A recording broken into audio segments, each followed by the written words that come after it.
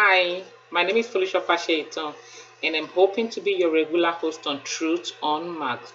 Today, we'll be talking about finding love. You know, the greatest thing that we have today in this world, after our physiological needs and needs for safety, food, and shelter, is the need to find love. Everybody goes about searching for somebody that will give them affirmation, that will show them that they care. You know, we need confidence. We need somebody that we feel we can go to, someone we can open up to, and someone we can talk to. Somebody that looks like the person has given us some space and some time in this busy and seemingly lonely world. You know, people go in search of love in different places. They set their marriages, they set their jobs, they set their children, they set associations, they set so many places for this attention. They go around looking for somebody that really cares for them and show them so much love. And you know what? The harder people search, it's so sad that the less they get this kind of satisfaction and this kind of attention. Because all the love that you need is right between you and God. The Bible tells us in 1 John chapter 4, verse 8 that God is love. And then Genesis chapter 1 verse 27 tells us that we were made in the image of God and after his likeness. And so if God is love and if we were made in his image, that means we are loved. Because dictionary meaning of an image is a visible representation of an object or a person. And since we are like the visible representation of God, that means we are the visible representation of love. Isn't it so amazing? Isn't it so awesome that all the love that you seek elsewhere is right inside of you? Isn't it so interesting? Isn't it so liberating to realize that you are loved? And that you don't need to seek for love anywhere else or from anyone else, and that all the love that you need is right inside of you. And that it's time for you to begin to mind the treasure chest within you. It's time for you to begin to discover who you are and who God made you to be. It's time for you to begin to seek that love that is within you.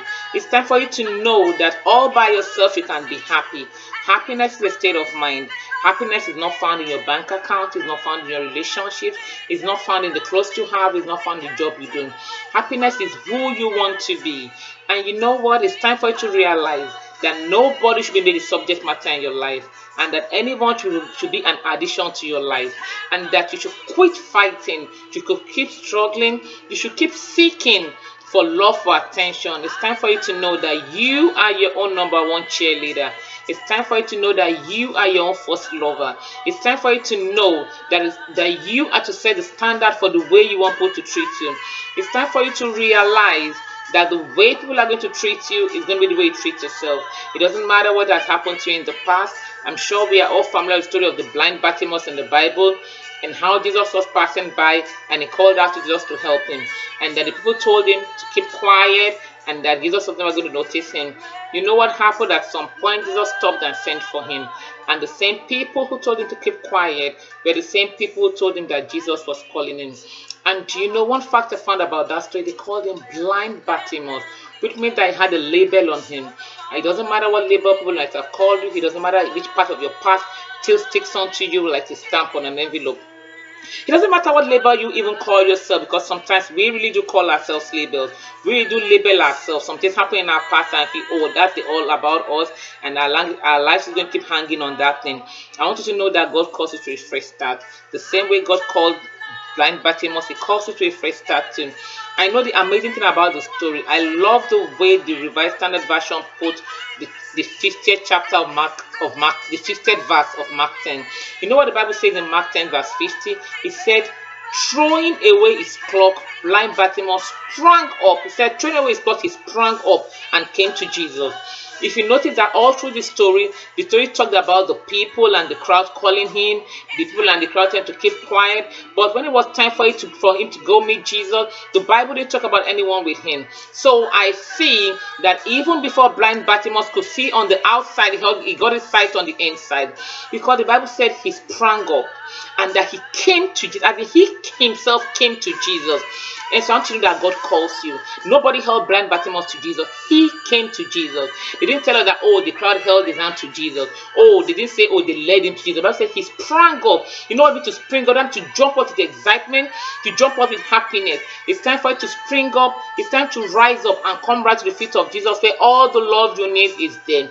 I want you to know that it's time for you to love yourself. Treat yourself the way you want to be treated. You don't need to wait for anyone to make you happy. You don't need to wait for anyone to show you attention and show you love. You know, you can't give what you don't have. You have to begin to love yourself the way you want to be loved. If you love to go out on for a dinner, take yourself out. If you love to go watch movie all by yourself. You know what? Loneliness is the state of mind. Being lonely and being alone are not the same thing. You could be alone and you might not be lonely. You could be in a relationship and you could still be lonely. So you know what you need to make yourself happy. Be your own cheerleader. Be your own lover. Fall in love with yourself. Love yourself hopelessly. Begin to discover the treasure chest that you are. Begin to set within yourself. Begin to have dreams.